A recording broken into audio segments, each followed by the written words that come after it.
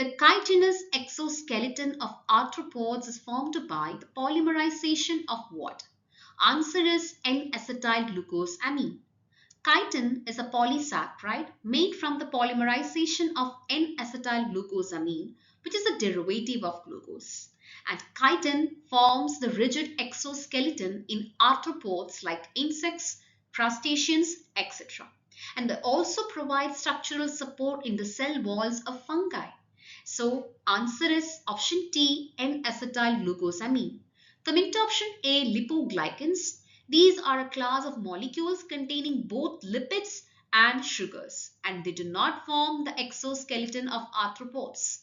Option B, keratin sulfate and chondroitin sulfate. These are the components of cartilage and connective tissues in vertebrates, not in arthropods. Option C, D-glucosamine. D-glucosamine is a precursor of N-acetylglucosamine, which is the actual monomer that polymerizes to form chitin. So C is incorrect. Answer is N-acetylglucosamine.